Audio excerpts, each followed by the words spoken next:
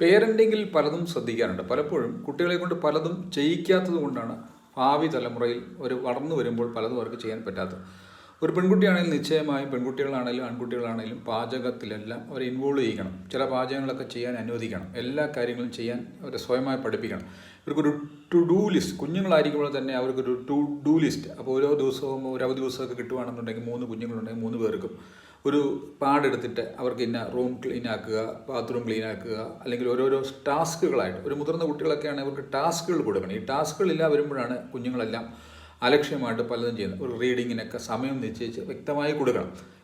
ഇപ്പോൾ നമ്മൾ കൂടുതലും ഒരു ഉഴപ്പ് സ്വഭാവത്തിലാണ് നമ്മുടെ കുട്ടികളെല്ലാം പോകുന്നത്. കൂടുതൽ സമയം കിട്ടിക്കഴിഞ്ഞാൽ കുറേ നേരം മൊബൈലിലൊക്കെ ഒരു നമുക്ക് ടൈം വെച്ച് പറഞ്ഞ് അവരെ കൺട്രോൾ ചെയ്യാൻ പറ്റുമെന്ന് ചോദിച്ചാൽ ചില കാര്യങ്ങളൊക്കെ അവർക്ക് ടു ഡു ലിസ്റ്റ്, അവരെ കുറച്ച് കാര്യങ്ങളൊക്കെ എൻഗേജ്ഡ് ആക്കുക. വീട്ടിലായിരിക്കുമ്പോൾ പഠനം ഒഴിച്ചുള്ള സമയങ്ങളിൽ മുറി വൃത്തിയാക്കുക, ഒരുപാട് ടാസ്കുകൾ ഒരു വീട്ടിലുണ്ട്. ഒരു തുണ്ട് പേപ്പറിൽ കുറിച്ച് കൊടുക്കണം.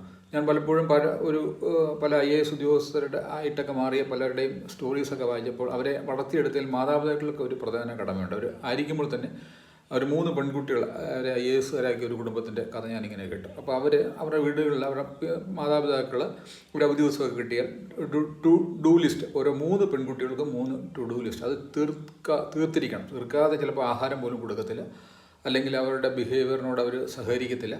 ഇങ്ങനെ അവരെ എൻഗേജ് ആക്കുന്ന ഒരു പ്രവർത്തനമുണ്ട്. ചെറിയ കാലത്തിലേ നമ്മൾ പലതും ചെയ്യാനായിട്ട് പഠിക്കണം. അവർ ഒരു സ്വതന്ത്ര ജീവികളായിട്ടൊക്കെ നാളെ ജീവിക്കേണ്ട പല കാര്യങ്ങളും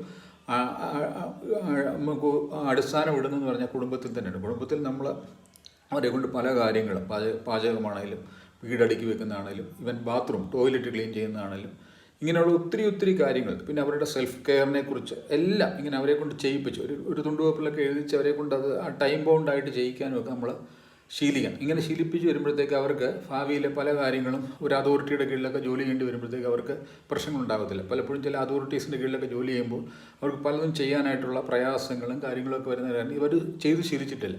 അപ്പോൾ അവരെ കൊണ്ട് അത് ചെയ്യിക്കാനുള്ള നമുക്ക് അവരെ പലപ്പോഴും നയപരമായിട്ട് അവരെ അതുപോലെ ശിക്ഷണ നടപടികൾ ചെയ്യുമ്പോൾ തന്നെ സിമ്പിൾ ടു ഹാർഡ് അങ്ങനെയാണ് നമ്മൾ ചെയ്യേണ്ടത്. അപ്പോൾ ഒരാളെ അനുസരിക്കുന്നില്ല, അല്ലെങ്കിൽ അയാളെ ആദ്യം മൂലയ്ക്ക് ഒതുക്കി നിർത്താം, അല്ലെങ്കിൽ അടുത്ത നേരത്തെ ആഹാരമില്ലെന്ന് പറയാം. ഇങ്ങനെ ഡിസിപ്ലിൻ ചെയ്ത്, അല്ല ആദ്യമേ വടിയെടുത്ത് അടിക്കുകയും അങ്ങനെയുള്ള ഡിസിപ്ലിൻ രീതികളുമല്ല നമ്മൾ സ്വീകരിക്കേണ്ടത്. പലപ്പോഴും സിമ്പിൾ ടു ഹാർഡ്, അതായത് ചെറിയ പോയിന്റ് എന്ന് തുടങ്ങി ശിക്ഷണ നടപടികൾ വേണമെന്ന് വെച്ചാൽ ശിക്ഷണ നടപടി, അതായത് ഹാർഡായിട്ടുള്ള വടിയെടുത്ത് അടിക്കുകയല്ല. അതൊക്കെ റെയറസ്റ്റ് ഓഫ് റെയറായിട്ട് മാത്രം നമ്മൾ ചെയ്യേണ്ടതാണ്. ശിക്ഷണ നടപടികൾ എന്ന് വെച്ചാൽ നമ്മൾ വിചാരിക്കുന്ന വടിയെടുത്ത് അടിക്കുന്ന മാത്രമേ ഉള്ളൂ. ശിക്ഷണ നടപടികൾ എന്ന് പറഞ്ഞാൽ അവരെ ഞാൻ ഈ നേരത്തെ പറഞ്ഞ പോലെ മൂലയ്ക്ക് ഒതുക്കി നിർത്താം, ഒരു ആഹാരം കൊടുക്കാതിരിക്കാം, അവരോട് മിണ്ടാതിരിക്കാം, ഇതെല്ലാം ശിക്ഷണ നടപടികളുടെ ഭാഗമാണ്. ഇതൊന്നും അനുസരിച്ചില്ലെങ്കിൽ അത് ഹാർഡ്. ഇങ്ങനെ അവരെ ഡിസിപ്ലിൻ ചെയ്ത് വളർത്തുന്ന ഒത്തിരി മാർഗ്ഗങ്ങളുണ്ട്. ഞാൻ സ്കൂളുകളിലും PT മീറ്റിങ്ങുകളിലും ഒക്കെ പറയാറുണ്ട്.